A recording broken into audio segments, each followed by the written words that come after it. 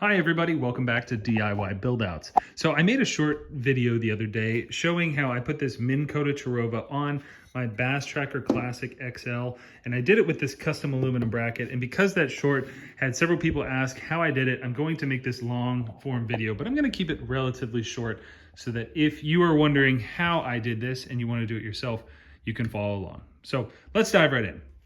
First and foremost, the Minn Kota edge that comes on this has 6 holes that are underneath this now aluminum bracket.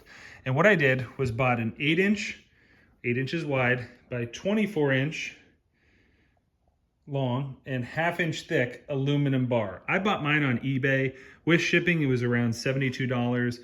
You can buy them on Amazon, so figure $70 to $80 for this piece of aluminum.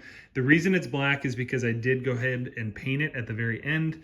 It's not perfect, as you can see in the light, but when you're outside, you don't see any of that. And frankly, the boat is, used. It's a fishing boat, so it looks fine for what I need, but I will get into that in a moment. But the premise here is that this 8-inch by 24-inch fits the existing holes. All you have to do is map out with a piece of paper. I used cardboard actually, and I put a cardboard sheet over this, and then I went along with a Phillips head screwdriver and I punched out the holes, felt for them, and they went through the cardboard. Then I had that cardboard, I placed it on top of here, and then I went ahead and I drilled as a drill guide.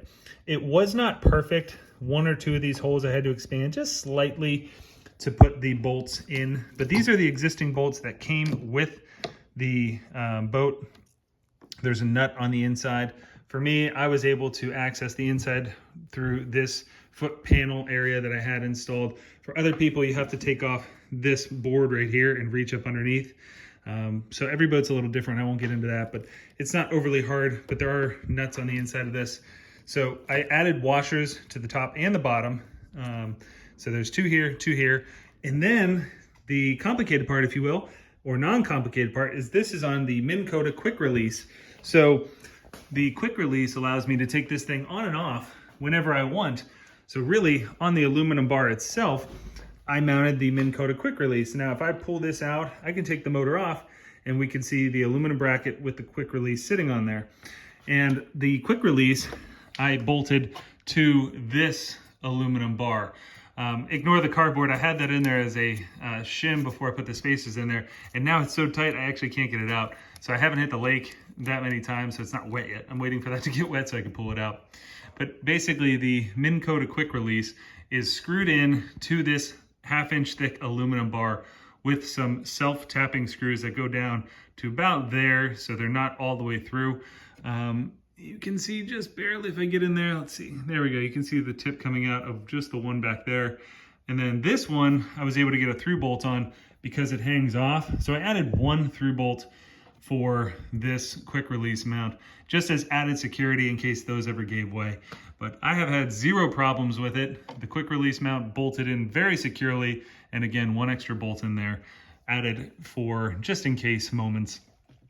But the premise here, 8-inch by 24-inch by 1/2-inch thick aluminum bracket, painted using the existing holes, a Minn Kota quick release bracket mounted to the aluminum bracket, and then the trolling motor added in.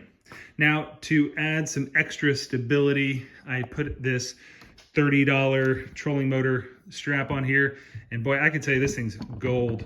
Goes on there, and you do not have any up or down play, or left to right play really for that matter, but up and down play is significantly limited for when you're running on the water, driving down the road. There is no tension on anything up here when you're transporting it. Then I just spliced it into the system. I don't need to get into that in this video, but the custom aluminum bracket, I searched heavily on YouTube for, couldn't find much more about it, so I went ahead and made this video for those that are interested in doing it. Please like and subscribe to the channel if you want to see more videos like this, DIY type of stuff. And also leave me a comment if you have any questions about this. I'll happily answer it. And yeah, thanks for watching. See you guys soon. Bye.